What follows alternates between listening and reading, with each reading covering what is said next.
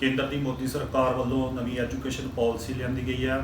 ਇਸ ਤੋਂ ਪਹਿਲਾਂ ਮੋਦੀ ਵੱਲੋਂ ਬਹੁਤ ਸਾਰੇ ਹੋਰ ਜਿਵੇਂ CAA ਵਰਗੇ ਕਾਨੂੰਨ ਲਿਆਂਦੇ ਗਏ ਆ ਅਤੇ ਹਾਲ ਹੀ ਦੇ ਵਿੱਚ ਖੇਤੀ ਦੇ ਆਧਾਰ ਦੇ ਉੱਤੇ 3 ਨਵੇਂ ਕਾਨੂੰਨ ਲਿਆਂਦੇ ਗਏ ਆ। ਲਗਾਤਾਰ ਮੋਦੀ ਵੱਲੋਂ ਲੋਕਾਂ ਦੇ ਉੱਤੇ ਹਮਲੇ ਕੀਤੇ ਜਾ ਰਹੇ ਆ, ਲੋਕਾਂ ਦੀ ਸਿੱਖਿਆ ਖੋਹੀ ਜਾ ਰਹੀ ਆ ਅਤੇ ਉਹਦੇ ਤਹਿਤ ਹੀ ਨਵੀਂ ਐਜੂਕੇਸ਼ਨ ਪਾਲਿਸੀ ਲਿਆਂਦੀ ਗਈ ਹੈ। ਇਸ ਪਾਲਿਸੀ ਦੇ ਵਿੱਚ ਨਵੀਂ ਦੇ ਵਿੱਚ ਕੀ ਹੈ, ਇਹਦੇ ਨਾਲ ਸਾਨੂੰ ਕੀ ਫਾਇਦਾ ਹੋਣ ਵਾਲਾ, ਕੀ ਕੋਈ ਫਾਇਦਾ ਹੋਏਗਾ ਕਿ ਨਹੀਂ ਹੋਏਗਾ। ਜਿਵੇਂ ਖੇਤੀ ਵਾਲੇ ਕਾਨੂੰਨਾਂ ਦੇ ਵਿੱਚ ਜਦੋਂ ਆਪਾਂ ਘੋਖ ਕਰਦੇ ਹਾਂ ਉਦੋਂ ਪਤਾ ਲੱਗਦਾ ਵੀ ਅਸਲ ਦੇ ਵਿੱਚ ਕਾਨੂੰਨ ਤੇ ਕਾਰਪੋਰੇਟਾਂ ਦੇ ਪੱਖ ਦੇ ਵਿੱਚ ਕਾਨੂੰਨ ਬਣਾਏ ਗਏ ਨੇ, ਕਿਸਾਨ ਪੱਖੀ ਕਾਨੂੰਨ ਨਹੀਂ, ਅਤੇ ਉਹ ਕਿਸਾਨਾਂ ਦੇ ਹੱਕ ਦੇ ਵਿੱਚ ਕਹਿ ਕੇ ਪ੍ਰਚਾਰ ਰਹੇ ਨੇ, ਪਰ ਅਸਲ 'ਚ ਫਾਇਦਾ ਜਿਹੜਾ ਆ ਉਹ ਦਿੱਤਾ ਜਾ ਰਿਹਾ ਆ ਉਹਨਾਂ ਲੋਕਾਂ ਨੂੰ ਜਿਨ੍ਹਾਂ ਨੇ ਦੋਨੋਂ ਹੱਥੀਂ ਲੁੱਟ ਕਰਨੀਆਂ। ਇਸੇ ਤਰੀਕੇ ਦੇ ਨਾਲ ਨਵੀਂ ਐਜੂਕੇਸ਼ਨ ਪਾਲਿਸੀ ਦੇ ਵਿੱਚ ਕੀ ਹੈ ਉਹਦੇ ਬਾਰੇ ਚਰਚਾ ਕਰਨ ਵਾਸਤੇ ਅਸੀਂ ਸੱਦਾ ਦਿੱਤਾ ਪ੍ਰੋਫੈਸਰ ਜੈਪਾਲ ਜੀ ਨੂੰ। ਜੀ ਹਾਂ ਜੀ, ਧੰਨਵਾਦ। ਪ੍ਰੋਫੈਸਰ ਜੈਪਾਲ ਉਹਨਾਂ ਤੋਂ ਅਸੀਂ ਪੁੱਛਾਂਗੇ, ਪਤਾ ਕਰਾਂਗੇ, ਖੋਜ ਕੱਢਾਂਗੇ ਵੀ ਇਹ ਅਸਲ ਦੇ ਵਿੱਚ ਨਵੀਂ ਐਜੂਕੇਸ਼ਨ ਪਾਲਿਸੀ ਕੀ ਆ। ਇਸ ਤੋਂ ਪਹਿਲਾਂ ਵੀ ਬਹੁਤ ਸਾਰੀਆਂ ਐਜੂਕੇਸ਼ਨ ਪਾਲਿਸੀਆਂ ਜਿਹੜੀਆਂ ਪਿਛਲੇ ਲੰਬੇ ਸਮੇਂ ਦੇ ਵਿੱਚ ਲਿਆਂਦੀਆਂ ਗਈਆਂ। ਯੂਥ ਪਾਲਿਸੀ ਵੀ ਲਿਆਂਦੀ ਗਈ ਆ। ਯੂਥ ਪਾਲਿਸੀ ਦੇ ਵਿੱਚ ਵੀ ਸਿਵਾਏ ਗੱਲਾਂ ਦੇ ਕੜਾਹ ਤੋਂ ਬਿਨਾਂ ਹੋਰ ਕੁਛ ਨਹੀਂ ਰਿਹਾ ਜੇ ਅਸੀਂ ਉਹਨੂੰ ਧਿਆਨ ਦੇ ਨਾਲ ਵਾਚਦੇ ਹਾਂ। ਪ੍ਰੋਫੈਸਰ ਸਾਹਿਬ ਜੀ ਥੋੜ੍ਹੀ ਜਿਹੀ ਜਾਣਕਾਰੀ ਦਿਓ ਵੀ ਇਹ ਨਵੀਂ ਐਜੂਕੇਸ਼ਨ ਪਾਲਿਸੀ ਕਦੋਂ ਲਿਆਂਦੀ ਗਈ ਹੈ। ਨਵੀਂ ਐਜੂਕੇਸ਼ਨ ਪਾਲਿਸੀ ਇਸ ਸਾਲ ਜਦੋਂ ਕਰੋਨਾ ਕਰਕੇ ਲਾਕਡਾਊਨ ਲੱਗਿਆ ਹੋਇਆ ਸੀ ਉਦੋਂ ਹੀ ਜੁਲਾਈ ਦੇ ਵਿੱਚ ਇਸ ਨੂੰ ਮਨਜ਼ੂਰੀ ਦਿੱਤੀ ਗਈ ਹੈ। ਸ਼ਾਇਦ 27 ਜੁਲਾਈ ਦੀ ਡੇਟ ਹੈ ਉਹ।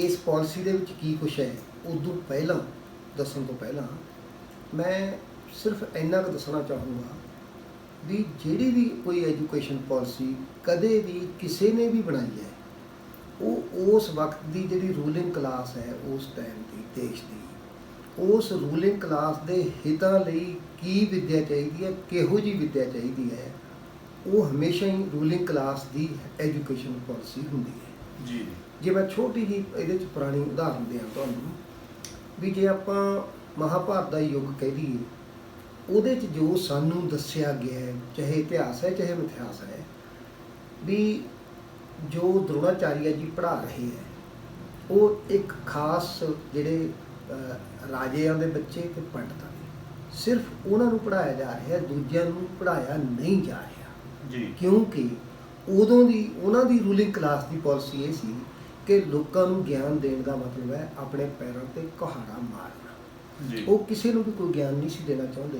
ਅਤੇ ਉਹ ਸਿਰਫ ਉਹਨਾਂ ਨੂੰ ਹੀ ਗਿਆਨ ਦੇਣਾ ਚਾਹੁੰਦੇ ਸੀ ਜਿਹੜਾ ਕਿ ਉਹਨਾਂ ਨੂੰ ਸ਼ਸਤਰ ਵਿੱਦਿਆ ਜਿਹੜੀ ਹੈ ਉਹਦੇ ਨਾਲ ਉਹ ਲੜਾਈਆਂ ਕਰਕੇ ਰਾਜੇ ਆਪਣੇ ਰਾਜ ਦਾ ਵਿਸਥਾਰ ਕਰ ਸਕਣ। ਉਹ ਵਿੱਦਿਆ ਉਹਨਾਂ ਨੂੰ ਦਿੰਦੇ ਸੀ।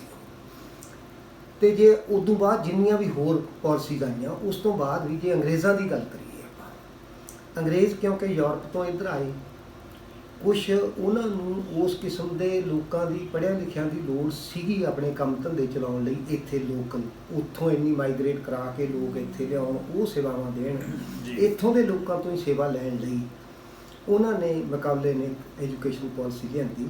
ਉਸ ਪਾਲਿਸੀ ਦੇ ਵਿੱਚੋਂ ਚਾਹੇ ਕੋਈ ਵੀ ਪਾਲਿਸੀ ਰਹੀ ਹੈ, ਮੇਨ ਤੌਰ 'ਤੇ ਉਹਨੇ ਉਸ ਰੂਲਿੰਗ ਕਲਾਸ ਦੇ ਜਿਹੜੇ ਹਿੱਤ ਹੈ ਉਹਨਾਂ ਦੀ ਸਰਵਿਸ ਕੀਤੀ ਹੈ, ਉਹਨਾਂ ਦੇ ਹਿੱਤਾਂ ਨੂੰ ਦੀ ਪੂਰਤੀ ਕੀਤੀ ਹੈ, ਪਰ ਉਹਦੇ ਵਿੱਚੋਂ ਕੁਝ ਚੀਜ਼ਾਂ ਸਾਈਡ ਇਫੈਕਟਸ ਦੇ ਤੌਰ 'ਤੇ ਲੋਕਾਂ ਨੂੰ ਵੀ ਮਿਲਦੀਆਂ ਰਹੀਆਂ ਨੇ। ਜੀ ਜੀ।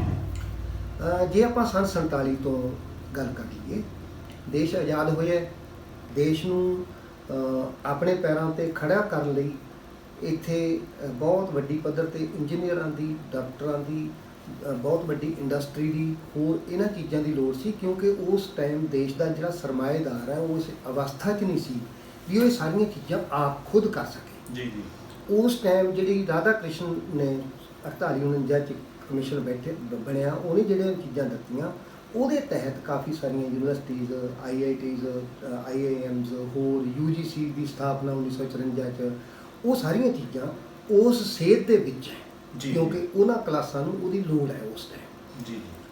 ਫਿਰ ਜਦੋਂ 66-68 ਦਾ ਜਿਹੜਾ ਕੋਠਾਰੀ ਕਮਿਸ਼ਨ ਆਉਂਦਾ ਹੈਗਾ ਜੀ, ਉਹਦੇ 'ਚ ਇਹਦੀ ਹੋਰ ਐਕਸਪੈਂਸ਼ਨ ਦੀ ਲੋੜ ਸੀ। ਜਿਹੜਾ ਐਜੂਕੇਸ਼ਨ ਦਾ ਢਾਂਚਾ ਹੈ ਸਾਡਾ, ਜੀ। ਹਾਲਾਂਕਿ ਸਾਡੇ ਕਨਸਟੀਟਿਊਸ਼ਨ ਦਾ ਮੈਂਡੇਟ ਸੀ 45 ਆਰਟੀਕਲ ਦੇ ਵਿੱਚ ਵੀ ਅਸੀਂ ਜਿਹੜੀ ਐਜੂਕੇਸ਼ਨ ਹੈ ਘੱਟੋ ਘੱਟ ਆਪਣੀ ਸੈਕੰਡਰੀ ਲੈਵਲ ਦੀ, ਉਹ ਅਸੀਂ ਹਰੇਕ ਨੂੰ ਫ੍ਰੀ ਐਂਡ ਕੰਪਲਸਰੀ ਦੇਣੀ ਹੈ, 10 ਸਾਲਾਂ ਦੇ ਪੀਰੀਅਡ 'ਚ ਦੇਣੀ ਹੈ। ਜੀ ਜੀ।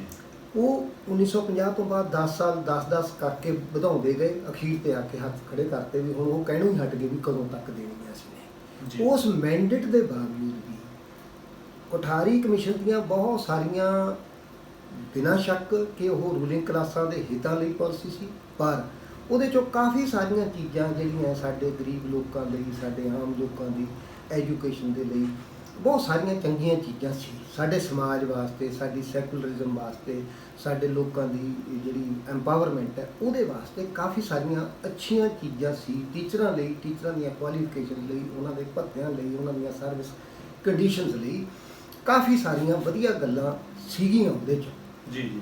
ਤਾਂ ਕਿ ਉਹ ਸਾਰਾ ਉਹਦਾ ਫਾਇਦਾ ਜਿਹੜੀ ਸਾਡੇ ਜਿਹੜੀ ਸਰਮਾਏਦਾਰੀ ਤਰੱਕੀ ਕਰ ਰਹੀ ਸੀਗੀ, ਉਸ ਦੀ ਤਰੱਕੀ ਦੇ ਵਿੱਚ ਹੋਰ ਵਾਧਾ ਕਰ ਸਕਣ ਉਹ ਲੋਕ ਜਿਹੜੇ ਇੱਥੋਂ ਪੜ੍ਹਦੇ ਹੈ। ਜੀ ਜੀ।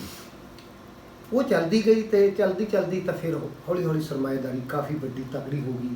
ਉਹਦਾ ਜੀ। ਬਾਹਰ ਦੇ ਦੇਸ਼ਾਂ ਦੀਆਂ ਜਿਹੜੇ ਸਾਮਰਾਜੀ ਲੋਕ ਹੈ ਉਹਨਾਂ ਦੇ ਵੀ ਇੱਥੇ ਹਿੱਤ ਸੀ, ਉਹਨਾਂ ਨਾਲ ਵੀ ਹੋ ਗਈ। ਆ ਕੇ 1986 ਦੇ ਵਿੱਚ ਉਹਦੀ ਜਿਹੜੀ ਪਹਿਲਾਂ ਸਰਕਾਰੀ ਐਜੂਕੇਸ਼ਨ ਜ਼ਿਆਦਾ ਸੀ, ਜੀ। ਜ਼ਿਆਦਾ ਜ਼ੋਰ ਸਰਕਾਰੀ ਐਜੂਕੇਸ਼ਨ 'ਤੇ ਸੀ, ਚਾਹੇ ਸਕੂਲ ਹੈ, ਚਾਹੇ ਕਾਲਜ ਹੈ, ਚਾਹੇ ਯੂਨੀਵਰਸਿਟੀਜ਼ ਹੈ। ਹਾਂਜੀ।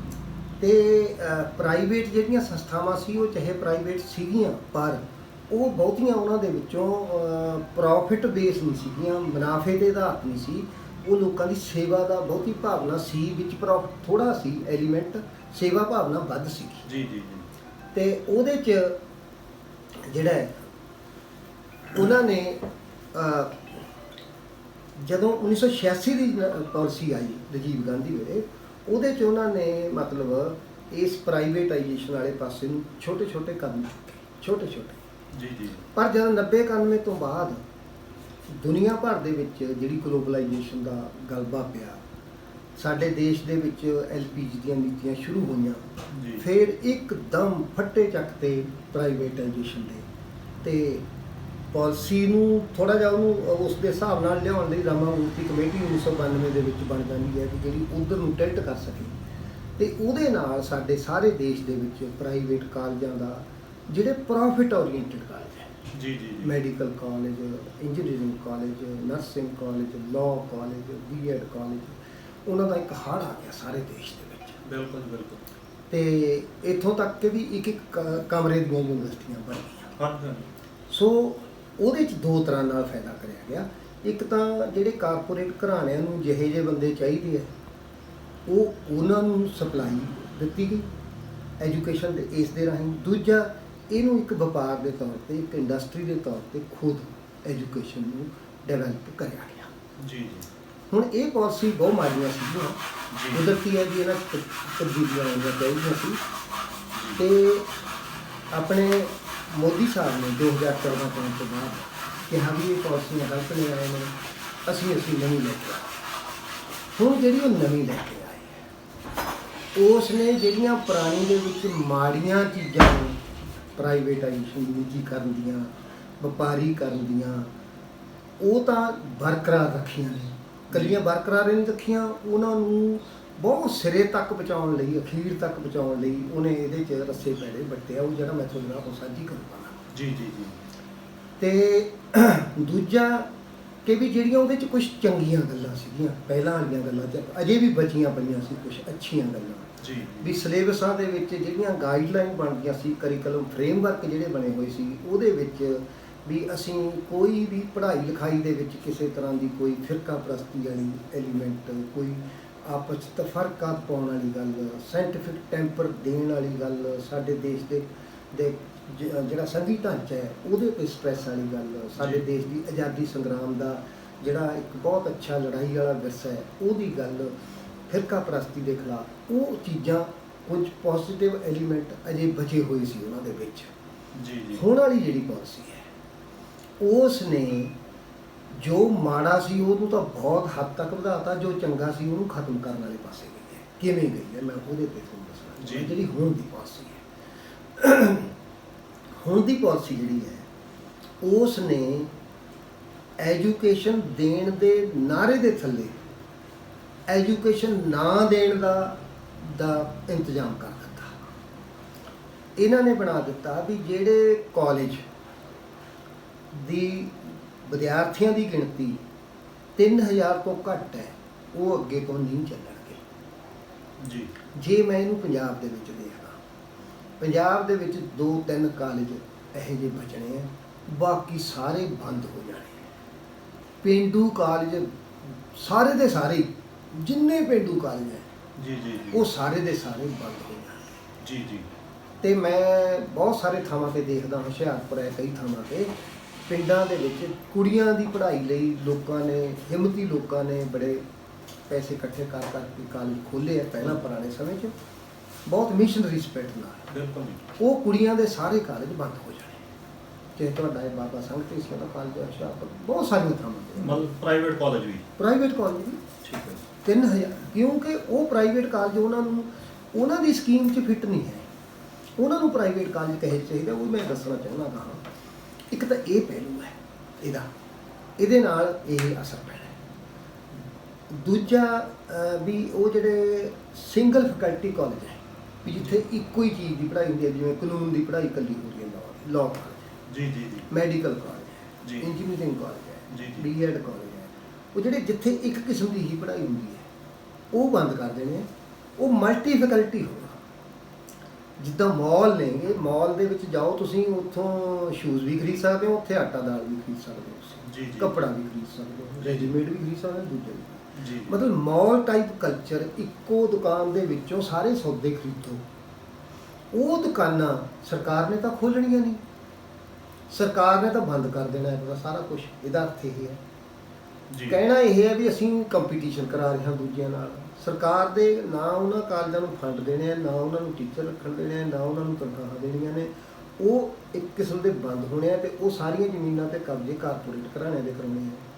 ਕਾਰਪੋਰੇਟ ਘਰਾਣੇ ਅਜਿਹੇ ਕਾਲਜ ਖੋਲ੍ਹ ਸਕਣਗੇ, ਉਹਨਾਂ ਨੂੰ ਇਸ ਗੱਲ ਲਈ ਸਪੇਸ ਦਿੱਤੀ ਗਈ ਹੈ ਵੀ ਤੁਸੀਂ ਖੋਲ੍ਹੋ। ਇੱਕ ਠੀਕ ਹੈ ਜੀ ਜੀ ਸੋ ਇਸ ਕਰਕੇ ਜਿਹੜਾ ਬਹੁਤ ਵੱਡਾ ਤਬਕਾ ਹੈ ਉਹਨੂੰ ਉਹ ਕਰਤਾ। ਦੂਜਾ, ਬਹੁਤ ਵੱਡੇ ਤਬਕੇ ਦੇ ਵਿੱਚ ਇਹ ਨਾ ਜਾਵੇ ਵੀ ਅਸੀਂ ਅਨਪੜ੍ਹ ਰਹਿ ਰਹੇ ਹਾਂ। ਹੁਣ ਸਾਡੇ ਪ੍ਰੈਜ਼ੈਂਟ ਸਿਸਟਮ ਦੇ ਵਿੱਚ ਕੀ ਹੈ ਵੀ ਜਿਹੜਾ ਕੋਈ ਬੱਚਾ ਪਹਿਲੀ ਜਮਾਤ 'ਚ ਦਾਖਲ ਹੋਇਆ ਤੇ 5 ਪਾਸ ਕਰ ਗਿਆ, ਜੇ ਮੰਨ ਲਓ 100 ਬੱਚਾ ਦਾਖਲ ਹੋਇਆ ਕਿਸੇ ਸਕੂਲ 'ਚ ਤੇ 5 ਪਾਸ ਕਰ ਗਏ ਬੱਚੇ 50, ਤਾਂ ਅਸੀਂ ਕਹਿੰਦੇ ਆ ਵੀ 50% ਡਰੌਪ ਆਊਟ ਹੋ ਗਿਆ, ਸਕੂਲ ਛੱਡ ਗਿਆ। ਬਿਲਕੁਲ ਜੀ, ਠੀਕ ਹੈ ਠੀਕ ਹੈ ਨਾ। ਹੁਣ ਉਹ ਕਹਿੰਦੇ ਆ ਵੀ ਜਿਹੜੇ ਨੇ ਤੀਜੀ ਜਮਾਤ ਵੀ ਪਾਸ ਕਰ ਲਈ, ਉਹਨੂੰ ਅਸੀਂ ਤੀਜੀ ਦਾ ਸਰਟੀਫਿਕੇਟ ਦੇ ਦਿਆਂਗੇ। ਜਿਹਨੇ 5ਵੀਂ ਪਾਸ ਕਰ ਲਈ 5ਵੀਂ ਦਾ ਦੇ ਦਿਆਂਗੇ, ਚੌਥੀ ਕਰ ਲਈ ਚੌਥੀ ਦਾ ਦੇ ਦਿਆਂਗੇ, ਜਿਹਨੇ 8ਵੀਂ ਕਰ ਲਈ 8ਵੀਂ ਦਾ ਦੇ ਦਿਆਂਗੇ। ਮਤਲਬ ਕਿਸੇ ਨੂੰ ਡਰੌਪ ਆਊਟ ਨਹੀਂ ਕਹਿਣਾ। ਹਾਲਾਂਕਿ 8ਵੀਂ ਤੱਕ ਸਰਵ ਸਿੱਖਿਆ ਅਭਿਆਨ ਦੇ ਵਿੱਚ ਉਹਨਾਂ ਨੇ ਕਿਹਾ ਸੀਗਾ ਹਾਂ। ਕਿ ਜ਼ੀਰੋ ਡ੍ਰੌਪ ਆਊਟ ਹੋਏਗਾ, ਹਾਂ। ਤੇ 8ਵੀਂ ਤੱਕ ਲਾਜ਼ਮੀ ਜਿਹੜੀ ਐਜੂਕੇਸ਼ਨ ਦਿੱਤੀ ਜਾਏਗੀ। ਜੀ ਜੀ ਇਹ ਦਾਅਵੇ ਪਿਛਲੇ ਲੰਬੇ ਸਮੇਂ ਤੋਂ ਕਰਦੇ ਆ ਰਹੇ ਆ। ਸਰਵ ਸਿੱਖਿਆ ਅਭਿਆਨ ਰਾਹੀਂ ਵੀ ਉਹਨਾਂ ਨੇ ਮੁਹਿੰਮ ਚਲਾਈ ਸੀ, ਜੀ ਜੀ ਜੀ ਪਰ ਲੱਗਦਾ ਤੇ ਉਹ ਆ ਵੀ ਜਿਹੜੀ ਇਹ ਨਵੀਂ ਐਜੂਕੇਸ਼ਨ ਪਾਲਿਸੀ ਇਹ ਆਉਣੀ ਆ, ਇਹਦੇ ਨਾਲ ਤੇ ਹੋਰ ਵੀ ਹਾਲਤ ਜਿਹੜੀ ਆ ਪਤਲੀ ਹੋ ਜਾਣੀ ਆ। ਬਿਲਕੁਲ। ਜਿਹੜੀ ਮਤਲਬ ਇਹ ਸਕੂਲਾਂ ਦੇ ਪੱਧਰ ਤੇ ਉਹਨਾਂ ਦੇ ਸਿਸਟਮ, ਉਹਨਾਂ ਨੇ ਕਲਾਸਾਂ ਦੇ ਵੀ ਵੰਡੇ ਆ ਵੀ, ਉਹ ਚਾਹੇ ਕਿਸੇ ਨੂੰ 3 ਕਲਾਸਾਂ ਕਰਕੇ ਪਹਿਲਾਂ ਨਰਸਰੀ ਤੇ ਦੂਜੀਆਂ ਤੀਜੀਆਂ ਫਿਰ ਅੱਗੇ ਉਹ ਕਰ ਲਓ, ਉਹਨਾਂ ਦੇ ਜਿਹੜੇ ਮਰਜ਼ੀ ਨਾਂ ਧਰ ਲਓ। ਜੀ ਕਹਿਣ ਦਾ ਭਾਵ ਇਹ ਹੈ ਵੀ ਉਹਨਾਂ ਨੂੰ ਇੰਨਾ ਕੁ ਲੱਗੇ ਵੀ ਇੰਨਾ ਪੜ੍ਹ ਲਿਆ ਠੀਕ ਹੈ, ਹਟ ਜਾਓ, ਤੇ ਉਹਨੂੰ ਕੋਈ ਮਾੜਾ ਮੋਟਾ ਕੋਈ ਕਰਕੇ ਉਹ ਜਿਹੜੇ ਕਾਰਪੋਰੇਟ ਘਰਾਣਿਆਂ ਨੂੰ ਨਿੱਕੇ ਮੋਟੇ ਆਪਣੇ ਛੋਟੇ ਕੰਮਾਂ ਦੇ ਬੰਦੇ ਚਾਹੀਦੇ ਆ ਉਹ ਦੇ ਰਹੇ ਆ। ਉਹਨੂੰ ਇਹ ਨਹੀਂ ਕਹਿਣਾ ਵੀ ਅਨਪੜ੍ਹ ਹੈ, ਗਿਣਤੀ ਉਹਨਾਂ ਦੀ ਪੜ੍ਹਿਆ ਲਿਖਿਆ ਵੀ ਇੰਨੀ ਜਮਾਤ ਪੜ੍ਹਿਆ ਹੈ, ਇਹ ਕਰ ਰਹੇ ਜੀ। ਇੱਕ ਇਲੂਜ਼ਨ, ਪੜ੍ਹੇ ਲਿਖੇ ਹੋਣ ਦੀ ਇੱਕ ਇਲੂਜ਼ਨ, ਇੱਕ ਭੁਲੇਖਾ, ਇੱਕ ਭਰਮ ਉਹ ਕ੍ਰੀਏਟ ਕਰ ਰਹੇ ਆ। ਦੂਜਾ ਜਿਹੜਾ ਹੈਗਾ ਕਿ ਵੀ ਉਹ ਜਿਹੜਾ ਤੁਸੀਂ ਐਨਰੋਲਮੈਂਟ ਦੀ ਗੱਲ ਕਰਦੇ ਸੀ ਜਾਂ ਦੂਜੀ ਕਰਦੇ ਸੀ, ਜਿਹੜੀ ਹਾਇਰ ਐਜੂਕੇਸ਼ਨ ਹੈ 12ਵੀਂ ਤੋਂ ਬਾਅਦ ਵਾਲੀ ਐਜੂਕੇਸ਼ਨ ਕਾਲਜਾਂ ਦੀ, ਯੂਨੀਵਰਸਿਟੀਆਂ ਦੀ, ਉਹਦੇ 'ਚ ਜਿਹੜੀ 18 ਸਾਲ ਤੋਂ ਲੈ ਕੇ 25-26 ਸਾਲ ਤੱਕ ਦੇ ਜਿੰਨੀ ਏਜ ਦੇ ਵਿੱਚ ਬੱਚੇ ਆਉਂਦੇ ਆ, ਮੁੰਡੇ ਕੁੜੀਆਂ, ਜੀ ਜੀ ਉਹਦੇ ਕਿੰਨੇ % ਲੋਕ ਕਾਲਜਾਂ 'ਚ ਜਾਂਦੇ ਆ, ਯੂਨੀਵਰਸਿਟੀਆਂ 'ਚ ਜਾਂਦੇ ਆ, ਉਹਨੂੰ GER, ਗ੍ਰਾਸ ਐਨਰੋਲਮੈਂਟ ਰੇਸ਼ੋ, ਜੀ ਟੋਟਲ ਕਿੰਨੇ ਲੋਕ ਦਾਖਲ ਹੋਏ ਉਹਨਾਂ ਸਕੂਲਾਂ ਕਾਲਜਾਂ ਵਿੱਚ, ਕੀ ਪੜ੍ਹੇ ਕੀ ਨਾ ਪੜ੍ਹੇ ਕਿਸ ਤਰ੍ਹਾਂ, ਉਹ ਵੱਖਰੀ ਗੱਲ। ਗ੍ਰੋਸ ਐਨਰੋਲਮੈਂਟ ਰੇਸ਼ੋ, ਜਿੰਨੇ ਵਿਕਸਿਤ ਮੁਲਕ ਨੇ ਉਹਨਾਂ ਦੇ ਵਿੱਚ ਇਹ ਰੇਸ਼ੋ 50, 60, 65% ਤੱਕ ਹੈ। ਜਿਹੜੀ ਉਸ ਉਮਰ ਦੇ ਬੱਚੇ ਮੁੰਡੇ ਕੁੜੀਆਂ 100 ਚੋਂ 50, 60 ਉਸ ਕਾਲਜਾਂ ਯੂਨੀਵਰਸਿਟੀਆਂ 'ਚ ਪੜ੍ਹਦੇ ਆ। ਸਾਡੇ ਇਹ ਗਿਣਤੀ ਬਹੁਤ ਹੋ ਰਹੀ ਹੈ। ਇਹਨੂੰ ਐਜ ਏ ਚੈਲੰਜ ਵੀ ਪਿਛਲੇ ਸਮੇਂ ਤੋਂ ਲੈਂਦੇ ਹਾਂ ਅਸੀਂ। ਕਈ ਸਾਰੇ ਪਿੰਡਾਂ 'ਚ ਕਾਲਜ ਵੀ ਪਿਛਲੇ ਸਮਿਆਂ 'ਚ ਖੋਲ੍ਹੇ ਸਰਕਾਰਾਂ ਨੇ, ਕੇਂਦਰ ਦੀ ਸਰਕਾਰ ਨੇ ਉਹਨਾਂ ਨੂੰ ਏਡ ਵੀ ਦਿੱਤੀ ਸੈਂ। ਉਹਦੇ ਨਾਲ ਹੁਣ ਇਹਨਾਂ ਨੇ ਟੀਚਾ ਰੱਖਤਾ ਵੀ ਅਸੀਂ 50% ਤੇ ਲੈ ਕੇ ਜਾਣਾ ਹੈ ਆਉਣ ਵਾਲੇ ਕੁਝ ਸਾਲਾਂ 'ਚ, ਤੇ ਪਰ ਜੋ ਕਰ ਰਹੇ ਹੈ ਉਹ ਇਹਦੋਂ ਉਲਟ ਹੈ। ਕਹਿਣ ਨੂੰ ਇਹ ਹੈ, ਰਿਪੋਰਟ ਸੰਖੀ ਇਹ ਹੈ ਵੀ ਅਸੀਂ 50% ਕਰਨੀ ਹੈ, ਪਰ ਅਮਲ ਜਿਹੜਾ ਜੋ ਕਰਨਾ ਚਾਹ ਰਹੇ ਹੈ ਉਹਦੇ ਨਾਲ ਜਿੰਨੀ ਐਨਰੋਲਮੈਂਟ ਰੇਸ਼ੋ ਹੋਣਾ ਹੈ ਇਹਦੇ ਨਾਲੋਂ ਵੀ ਬਹੁਤ ਥੱਲੇ ਚਲੀ ਜਾਣੀ ਹੈ, ਕਿਉਂਕਿ ਕਾਲਜ ਥੋੜ੍ਹੇ ਹੋਣੇ ਹੈ ਤੇ ਵੱਡੇ ਵੱਡੇ ਹੋਣੇ ਹੈ, ਮਹਿੰਗੇ ਹੋਣੇ ਹੈ। ਉਹ ਬਹੁਤ ਲੋਕਾਂ ਦੀ ਪੋਜੀਸ਼ਨ ਉਹ ਇਸ ਪੋਜੀਸ਼ਨ 'ਚ ਹੀ ਨਹੀਂ ਹੋਈ। ਸਾਡੀ ਸਥਿਤੀ ਤੇ ਇਹ ਆ ਵੀ ਜੇ ਆਪਾਂ ਲੜਕੀਆਂ ਦੇ ਕਾਲਜ ਦੀ ਗੱਲ ਕਰਦੇ ਹਾਂ, ਲੜਕੀਆਂ ਦੀ ਐਜੂਕੇਸ਼ਨ ਤੇ ਤਾਂ ਮਾਪੇ ਦਵਾ ਦਿੰਦੇ ਆ ਵੀ ਨੇੜੇ ਕਾਲਜ ਹੈ। ਹਾਂ। ਜੇ ਲੜਕੀਆਂ ਨੂੰ ਦੂਰ ਟਰੈਵਲ ਕਰਨਾ ਪੈ ਜਾਵੇ ਤਾਂ ਸਾਡੇ ਤੇ ਪੰਜਾਬ ਜਿਹੜਾ ਆਪਣੇ ਆਪ ਨੂੰ ਅਗਾਂਹ ਸੂਬਾ ਆਪਣੇ ਨੂੰ ਕਹਾਉਂਦਾ, ਉੱਥੇ ਦੀ ਜੇ ਹਾਲਤ ਹੈ ਤੇ ਪੂਰੇ ਦੇਸ਼ ਦੀ ਸਥਿਤੀ ਤੇ ਉਹਦੇ ਨਾਲੋਂ ਵੀ ਬਦਤਰ ਹੋਏਗੀ। ਬਿਲਕੁਲ ਹੋਊਗੀ। ਸੋ ਇਸ ਕਰਕੇ ਜਿਹੜੀ ਨਵੀਂ ਐਜੂਕੇਸ਼ਨ ਪਾਲਿਸੀ ਦਾ ਇੱਕ ਪਹਿਲੂ ਇਹ ਹੈਗਾ। ਦੂਜਾ ਪਹਿਲੂ ਕੀ ਹੈ ਵੀ ਨਵੀਂ ਐਜੂਕੇਸ਼ਨ ਪਾਲਿਸੀ ਦੇ ਵਿੱਚ ਲੈਂਗੁਏਜ ਕਲਚਰ ਦੇ ਉੱਤੇ ਜਿਹੜੇ ਪਹਿਰੇ ਲਿਖੇ ਹੋਏ ਹੈ ਉਹਨਾਂ ਦੇ ਵਿੱਚ ਇਹ ਹੈ ਵੀ ਜਿਹੜਾ ਸਾਡਾ ਪੁਰਾਤਨ ਇੰਡੀਆ ਸੀਗਾ ਉਹਦੇ 'ਚ ਬੜੀਆਂ ਉਹ ਸੀ ਤਕਸ਼ਲਾ ਨਾਲੰਦਾ ਦੀਆਂ ਯੂਨੀਵਰਸਿਟੀਆਂ ਸੀ, ਜਿੱਥੇ ਸਿਰਫ ਕੁਝ ਅਮੀਰ ਜਿਹੜੇ ਪਰਿਵਾਰ ਨੇ, ਅਮੀਰ ਜਾਂ ਰਾਜਾ ਮਹਾਰਾਜਾ ਦੇ ਜਾਂ ਪੰਡਤਾਂ ਦੇ, ਉਹੀ ਬੱਚੇ ਪੜ੍ਹਦੇ ਸੀ, ਦੂਜੇ ਪੜ੍ਹਦੇ ਨਹੀਂ ਸੀ। ਦੂਜਿਆਂ ਤਾਂ ਪੜ੍ਹਦੇ ਪਾਬੰਦੀ ਸੀ ਬਲਕਿ, ਠੀਕ ਹੈ ਨਾ, ਤੇ ਕੁੜੀਆਂ ਦੇ ਤਾਂ ਬਿਲਕੁਲ ਹੀ ਪਾਬੰਦੀ ਸੀ। ਸਾਨੂੰ ਅੱਜ ਦੇ ਸਮੇਂ 'ਚ ਤਕਸ਼ਲਾ ਨਾਲੰਦਾ ਸਾਡਾ ਮਾਡਲ ਨਹੀਂ ਹੈ ਜਿਹੜਾ ਕਿ ਉਹ ਪ੍ਰਚਾਰ ਹੈ। ਉਹ ਤਕਸ਼ਲਾ ਨਾਲੰਦਾ ਕੱਲਾ ਨਾਂ ਨਹੀਂ ਪ੍ਰਚਾਰਦੇ, ਉਹਦੇ ਜਿਹੜਾ ਪਿੱਛੇ ਜਿਹੜੀ ਉਹਦੀ ਭਾਵਨਾ ਹੈ, ਤਕਸ਼ਲਾ ਨਾਲੰਦਾ ਦੀ ਭਾਵਨਾ ਵੀ ਜਾਤ ਦੇ ਆਧਾਰ 'ਤੇ, ਲਿੰਗ ਦੇ ਆਧਾਰ ਦੇ ਉੱਤੇ ਲੋਕਾਂ ਦੀ ਪੜ੍ਹਾਈ ਦੇ ਵਿੱਚ ਜਿਹੜਾ ਹੁਣ ਤੱਕ ਵਿਤਕਰਾ ਨਹੀਂ ਸੀਗਾ ਕਹਿਣ ਨੂੰ। ਉਂਝ ਆਰਥਿਕ ਤੌਰ ਤੇ ਕੋਈ ਬੰਦਾ ਨਾ ਪੜ੍ਹ ਸਕੇ, ਕੋਈ ਕੁੜੀਆਂ ਨਾ ਪੜ੍ਹ ਸਕਣ, ਕੋਈ ਬੰਦੇ ਦਲਿਤ ਪਰਿਵਾਰਾਂ ਦੇ ਬੱਚੇ ਨਾ ਪੜ੍ਹ ਸਕਣ, ਉਹ ਵੱਖਰੀ ਗੱਲ, ਪਰ ਪਾਲਿਸੀ ਦੇ ਤੌਰ ਤੇ ਕੋਈ ਵਿਤਕਰਾ ਨਹੀਂ ਸੀਗਾ। ਹੁਣ ਇਹ ਪਾਲਿਸੀ ਦੇ ਤੌਰ ਤੇ ਵਿਤਕਰਾ ਹੋਊਗਾ। ਮਤਲਬ ਇਹਦੇ ਨਾਲ ਵੀ ਉਹ ਜਿਹੜਾ, ਕਿਉਂਕਿ ਪੁਰਾਣਾ ਜਿਹੜਾ ਉਹਨਾਂ ਦਾ ਹੈਗਾ ਹਿੰਦੂਤਵ ਦਾ ਉਹ ਏਜੰਡਾ, ਜਿਹਦੇ ਵਿੱਚ ਉਹ ਮਤਲਬ ਇਸ ਤਰ੍ਹਾਂ ਦਾ ਉਹ ਕਰ ਰਹੇ। ਚੌਥਾ ਜਿਹੜਾ ਹੈਗਾ ਵੀ ਸੂਬਿਆਂ, ਕਿਉਂਕਿ ਐਜੂਕੇਸ਼ਨ ਕਿਸੇ ਜ਼ਮਾਨੇ 'ਚ ਸਟੇਟ ਲਿਸਟ 'ਤੇ ਹੁੰਦੀ ਸੀ, ਸੂਬੇ ਦਾ ਅਧਿਕਾਰ ਹੁੰਦਾ ਸੀ। ਸ਼੍ਰੀਮਤੀ ਇੰਦਰਾ ਗਾਂਧੀ ਨੇ ਇਹਨੂੰ ਪਾਤਾ ਕੰਕਰੈਂਟ ਲਿਸਟ 'ਚ। ਹੁਣ ਇਹਦੇ 'ਤੇ ਕਾਨੂੰਨ ਕੇਂਦਰ ਵੀ ਬਣਾ ਸਕਦਾ ਹੈ, ਸੂਬਾ ਵੀ ਬਣਾ ਸਕਦਾ ਹੈ, ਪਰ ਜੇ ਕਿਤੇ ਟਕਰਾਅ ਜੇ ਤਾਂ ਕੇਂਦਰ ਵਾਲਾ ਮੰਨਿਆ ਜਾਂਦਾ, ਠੀਕ ਹੈ।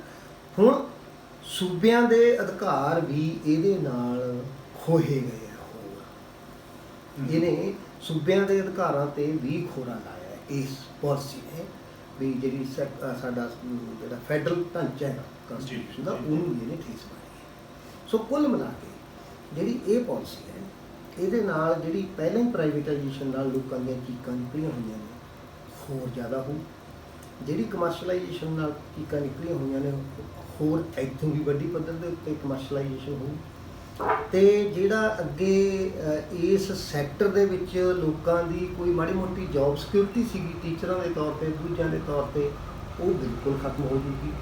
ਜਿਹੜੀ ਰਿਜ਼ਰਵੇਸ਼ਨ ਦੇ ਟੀਚਰਾਂ ਦੀ ਸੀਗੀ ਜਾਂ ਬੱਚੇ ਇਹਨਾਂ ਸਕੂਲਾਂ ਕਾਲਜਾਂ 'ਚ ਪੜ੍ਹਦੇ ਸੀਗੇ, ਕੋਈ ਨੋਰਮ ਸੀਗੇ, ਉਹ ਲਗਭਗ ਖਤਮ ਹੋ ਜਾਣੇ ਹੈ। ਜਿਹੜੇ ਬਚਣੇ ਵੀ ਹੈ ਜਿੰਨੇ ਕੁ ਉਹਨਾਂ ਦੇ ਵਿੱਚ ਵੀ। ਸੋ ਇਸ ਪੱਖ ਤੋਂ ਇਹ ਜਿਹੜੀ ਪਾਲਿਸੀ ਹੈ, ਇਹ ਸਾਡੇ ਸਮਾਜ ਦੇ ਦੱਬੇ ਕੁਚਲੇ ਲੋਕਾਂ ਲਈ, ਔਰਤਾਂ ਲਈ, ਮਿਹਨਤੀ ਲੋਕਾਂ ਲਈ, ਖਾਸ ਤੌਰ 'ਤੇ ਸਮਾਜਿਕ ਤੌਰ 'ਤੇ ਜਿਹੜੇ ਲਤਾੜੇ ਲੋਕ ਹੈ ਉਹਨਾਂ ਲਈ ਇੱਕ ਬਹੁਤ ਵੱਡਾ ਸਰਾਪ ਬਣਦੀ ਜਾ ਰਹੀ ਹੈ। ਮੈਨੂੰ ਇਹ ਲੱਗਦਾ ਹੈ ਵੀ ਜਿੱਦਾਂ ਖੇਤੀ ਕਾਨੂੰਨਾਂ ਨਾਲ ਸਾਨੂੰ ਸਾਰੇ ਪੰਜਾਬੀਆਂ ਨੂੰ ਖਾਸ ਤੌਰ 'ਤੇ ਕਿ ਭਾਰਤ ਦੇ ਵਿੱਚ ਬਹੁਤ ਸਾਰੇ ਕਿਸਾਨਾਂ ਨੂੰ ਆਮ ਤੌਰ 'ਤੇ ਇੱਕ ਇਹ ਖਦਸ਼ਾ ਜਿਹੜਾ ਕਿ ਜਾਇਜ਼ ਹੈ ਕਿ ਵੀ ਸਾਡੀ ਜ਼ਮੀਨ ਖੁੱਸ ਜਾਣੀ ਹੈ ਤੇ ਉਹ ਮਰਨ 'ਤੇ ਆਏ ਹੋਏ ਆ। ਜਾਇਜ਼ ਖਦਸ਼ਾ ਹੈ ਤੇ ਜਾਇਜ਼ ਲੜਦੇ ਆ, ਠੀਕ ਹੈ। ਹਾਂਜੀ ਪਰ ਆ ਜੋ ਸਾਡੀ ਐਜੂਕੇਸ਼ਨ ਖੋਹੀ ਜਾਣੀ ਹੈ, ਜਿਹਦਾ ਅਧਿਕਾਰ ਸਦੀਆਂ ਤੋਂ ਪਹਿਲਾਂ ਤਾਂ ਮਿਲੇ ਹੀ ਨਹੀਂ ਬਹੁਤ ਬੜੇ ਸੈਕਸ਼ਨ ਨੂੰ, ਜੇ ਕਿਤੇ ਹੁਣ ਆ ਕੇ ਕੁਝ ਸਦੀਆਂ ਤੋਂ ਇਹ ਥੋੜਾ ਜਿਹਾ ਹੋਇਆ ਸੀਗਾ, ਇਹਨੂੰ ਦੇਣ ਦੇ ਨਾਂ ਦੇ ਉੱਤੇ ਖੋਹਿਆ ਜਾ ਰਿਹਾ ਇਹ ਅਧਿਕਾਰ, ਇਹ ਮੇਰੇ ਹਿਸਾਬ 'ਚ ਵੀ ਸਾਡੀ ਜ਼ਮੀਨ ਖੁੱਸਣ ਨਾਲੋਂ ਵੀ ਵੱਡਾ ਕੁਝ ਖੁੱਸ ਰਿਹਾ ਹੈ, ਤੇ ਸਾਨੂੰ ਇਹਦੇ ਉੱਤੇ ਵੀ ਬਹੁਤ ਵੱਡੀ ਲੜਾਈ ਜਿਹੜੀ ਹੈ ਨਾ, ਇੱਕ ਲਹਿਰ ਬਣਾ ਕੇ ਲੜਨ ਦੀ ਲੋੜ ਹੈ। ਜੀ, ਕਮਾਲ ਦੀ ਜਾਣਕਾਰੀ ਸਾਡੇ ਨਾਲ ਸਾਂਝੀ ਤੁਸੀਂ ਕੀਤੀ ਹੈ ਪ੍ਰੋਫੈਸਰ ਸਾਹਿਬ, ਤੁਹਾਡਾ ਬਹੁਤ ਬਹੁਤ ਧੰਨਵਾਦ। ਬਹੁਤ ਵੱਡਾ ਹਮਲਾ ਸਾਡੇ ਤੇ ਹੋਣ ਜਾ ਰਿਹਾ, ਇਕੱਲੇ ਸਾਡੇ ਖੇਤ ਨਹੀਂ ਖੋਹੇ ਜਾਣੇ, ਸਾਡਾ ਜਿਹੜਾ ਗਿਆਨ ਹੈ, ਜਿਹੜਾ ਸਾਡੇ ਗਾਂ ਬੱਚਿਆਂ ਨੇ ਗ੍ਰਹਿਣ ਕਰਨਾ, ਉਹਨਾਂ ਬੱਚਿਆਂ ਨੂੰ ਵੀ ਇਸ ਗਿਆਨ ਤੋਂ ਵਿਰਵਾ ਕਰਨ ਵੱਲ ਸਰਕਾਰ ਤੁਰ ਪਈ ਆ। ਬਹੁਤ ਬਹੁਤ ਤੁਹਾਡਾ ਧੰਨਵਾਦ। ਬਹੁਤ